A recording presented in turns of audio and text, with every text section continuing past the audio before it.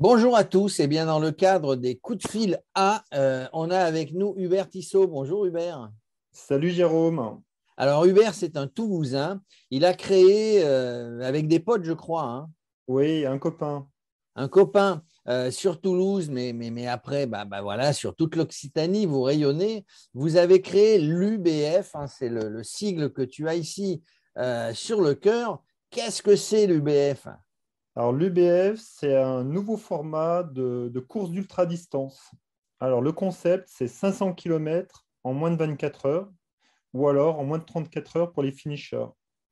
Alors, vous êtes parti de ce. Vous avez l'habitude, vous, de faire de la longue distance. Vous en avez fait des choses bien organisées, comme le Biking Man, comme la RAF, comme d'autres. Mais vous avez dit, il manque un petit quelque chose. Et oui, on s'est retrouvés nous-mêmes compétiteurs, à avoir arrêté la compète depuis un moment et on s'est dit, mais on adore le vélo, on va pouvoir continuer. Et on s'est lancé dans l'ultra-distance. Donc on a fait des traversées des Pyrénées, des Alpes, etc. Et à bien y regarder, bon, on s'est inscrit, comme tu viens de le dire, à la RAF, on s'est inscrit, on a fait un Biking Man, etc. Et dans tout ce cheminement, on s'est dit, mais il manque vraiment un truc, c'est une taille intermédiaire et c'est un 500 km qui peuvent intéresser tous nos potes. Voilà. Donc on a plein de copains cyclistes, des triathlètes et autres, qui, je pense, peuvent être vraiment intéressés par un format intermédiaire et qui est effectivement du 500 bornes. Alors, on ne va pas dire que 500 bornes, c'est facile. Rien n'est jamais facile à vélo. Par contre, ça s'adresse à des gens entraînés, quoi qu'il arrive, qui ont l'habitude de faire du vélo, mais des gens peut-être qui auraient un petit peu une crainte de partir sur un 1000 ou sur un 2000, je ne sais plus combien c'est la RAF, c'est 2002, c'est combien pour aller jusqu'au Touquet? 2005 ou 2006, je crois, entre 2005-2006, et les Biking Man, c'est à peu près 1000 sur 5 voilà, jours. c'est un format Donc de. là, c'est vraiment un intermédiaire qui est, j'allais dire, avec beaucoup de précautions, qui est presque accessible à tout le monde. Alors oui, oui, il faut être entraîné, ça c'est sûr, tu l'as dit. Et nous, ce qu'on a compris, c'est que il y a plein de personnes qui font plein de cyclosportives, voilà, un peu partout sur toute la France, avec plus ou moins de dénivelé. Et nous, c'est ni plus ni moins qu'un peu plus qu'une cyclosportive, puisqu'en fait, notre proposition, c'est aussi de pouvoir le faire en duo. Donc, l'idée, c'est de faire 250 km pour le premier compétiteur de l'équipe, et le deuxième, il finira les 250 autres kilomètres. Donc, une grande cyclo, c'est souvent entre 150 et 180 km. Là, tu rajoutes un peu et tu peux effectivement commencer à toucher à l'ultracyclisme. Alors évidemment, c'est sans assistance. Voilà, sans assistance. Alors, nous, on fait une reco des parcours. Après, on communique une trace GPX à tous les compétiteurs. Il y a bien sûr une balise que chaque compétiteur a sur lui, avec bien sûr des infos qui sont données là où il se trouve, à quel moment, etc. Et aussi de quoi appuyer sur un bouton en cas de problème important. Donc parfaitement bien encadré. Oui. On ne part pas, on part à l'aventure sans trop partir à l'aventure, on va dire ça comme ça. Tu parlais des cyclosportifs, j'ai l'impression qu'avec les confinements successifs, les cyclosportifs sont en train de changer un petit peu de format. Ah, je pense que c'est pas que les cyclosportives. Je pense qu'il y a toute la famille vélo qui est en train d'évoluer, puis pas que. Le Covid, effectivement, a accéléré les choses, la transformation. Je pense qu'on a tous envie de vivre de nouvelles expériences et de se recentrer sur des choses qu'on ne connaît pas forcément. Et c'est vrai que bon, c'est très bien de faire la 10e X cyclosportive, mais je pense que tout le monde a envie d'essayer d'autres choses ou s'essayer autre chose.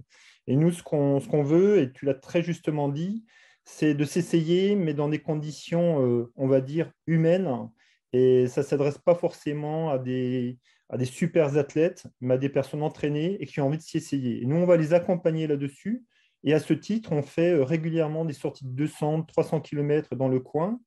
Et sur notre site internet, donc Ultra Bike France, on va de plus en plus communiquer, on va sortir de petits tutos sur comment on se nourrit, comment on se prépare, enfin, tout ce qu'il faut Voilà, savoir voilà, tout il y ce a, qu'il faut il y a savoir. des choses, il y a des choses à faire, il y a des choses à préparer avant. Il faut vraiment qu'on soit clair. Il faut jamais penser qu'on peut partir comme ça à l'aventure, dans tous les sens, sans être préparé, sans avoir vu. Alors, Axel Carion de Backinman le fait bien aussi, hein, sur ses Tout à pages. fait.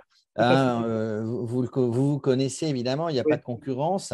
Il y a plutôt des divers. Alors, une caractéristique quand on va sur votre site, hein, vous organisez et vous allez organiser des randonnées, voilà, de 500 km tout seul ou à deux, plutôt en Occitanie. On voit des images et on voit quand on regarde, sans dévoiler tous les parcours que vous allez reconnaître bientôt, on voit que vous êtes tu m'arrêtes si je dis une bêtise, mais des amoureux de la nature. En fait, le vélo, c'est du sport, c'est de la compète, on travaille avec ce vélo, son corps, etc.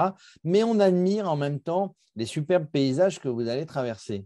Ouais, complètement. En fait, nous, ce qu'on adore, c'est faire découvrir des coins qui ne sont pas forcément connus par le grand public. Et on fait en sorte de trouver les bonnes routes qui vont bien, les bons cols.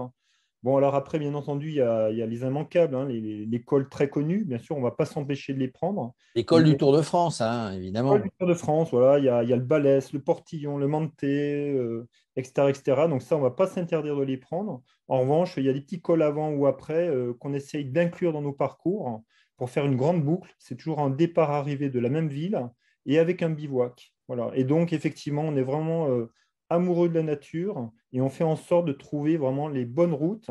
Alors, il y a un peu de tout. Il y a des grandes routes, mais aussi des routes plus intimes, intimistes, où effectivement, chacun pourra trouver son bonheur. Ça se fait sur 2 jours, ça se fait sur un week-end ou… Alors, le challenge, c'est en moins de 24 heures et 34 heures pour les finishers. Donc, le départ, c'est 6 heures du matin le samedi matin.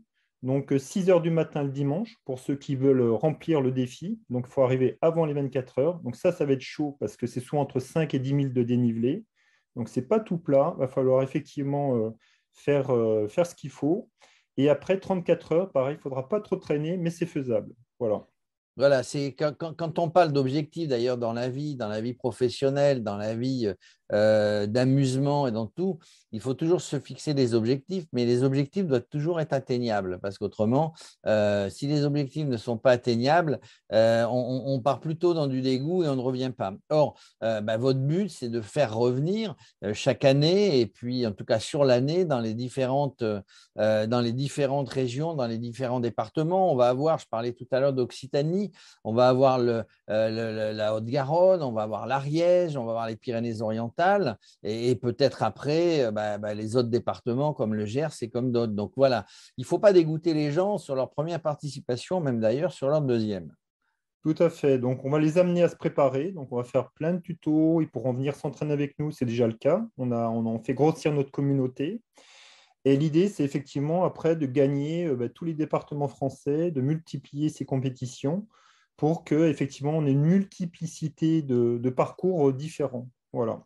Est-ce Donc, qu'il y aura, est-ce qu'il y aura un challenge à la fin on avec tous aimerait les bien, on aimerait participants? bien. Déjà, on va commencer, on va consolider notre concept, le format, avec ces 3 premières épreuves pour cette première année. L'an prochain, on compte en avoir 6 et on va effectivement dupliquer le format qui va bien pour justement répondre à la demande qui est assez forte en ce moment.